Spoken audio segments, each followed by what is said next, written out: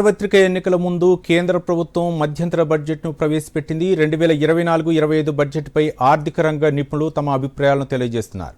బడ్జెట్పై ఆర్థిక రంగ నిపుణులు దామరాజు వెంకటేశ్లు తమ అభిప్రాయాన్ని అడిగి తెలుసుకుందాం.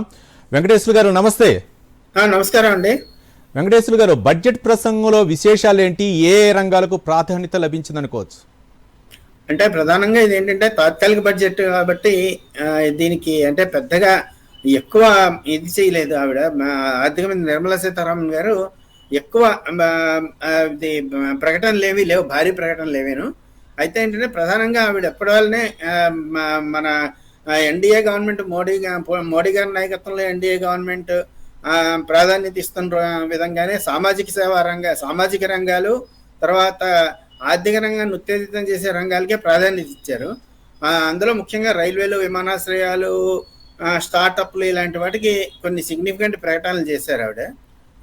అదే స్టార్టప్లకి ఏంటంటే వాటిలో పెట్టుబడులు పెట్టే ఈ సావరిన్ వెల్త్ ఫండ్స్ అంటారు, అదే మన విదేశీ వీటి నుంచి వచ్చే ప్రభుత్వాలు నిర్వహించే ఫండ్స్ అనమాట. అవి కానీ పెన్షన్ ఫండ్స్ కానీ పెట్టే పెట్టుబడులని 2025 మార్చి వరకు ఎక్స్టెండ్ చేశారు ఆవిడ. దానివల్ల ఏంటంటే స్టార్టప్లకు ఎక్కువ నిధులు లభిస్తాయి, స్టార్టప్లు ఫ్లరిష్ అవుతాయి. రెండోది ఏంటంటే ఈ ఆశా వర్కర్స్కి, తర్వాత వీళ్ళకి అంగన్వాడీ వర్కర్స్కి ఆయుష్మాన్ భారత్ ప్రయోజనాలను అందిస్తామని చెప్పి ఆవిడ చెప్పారు. వెంకటేశ్వర గారు, బడ్జెట్ లో ఆదాయ పన్ను స్లాబ్లు యథాతథంగా ఉంచారు, ప్రత్యక్ష పన్నులపై ఎలాంటి మార్పు లేవు. దీనిపై మీ స్పందన ఏంటి? ప్రత్యక్ష పన్నుల విధానంలో ఆవిడ ఏ రకమైన మార్పులు చేయటం లేదు అని చెప్పారండి.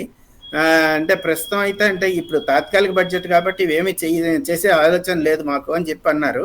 అయితే ఏంటంటే ఇప్పుడు ప్రీవియస్గా మనం బకాయిలు పడి ఉంటాం, కొన్ని నోటీసులు వచ్చి ఉన్నాయి వాళ్ళ అంటే ప్రీవియస్గా ఇయర్స్లోను.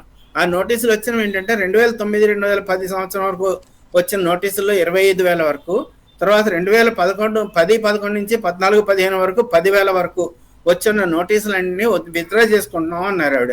దాన్ని బట్టి ఏంటంటే 1 కోటి మంది అంటే మనం విత్డ్రా చేసుకోవడం వలన ఈ పన్ను చెల్లింపుదారులు అవి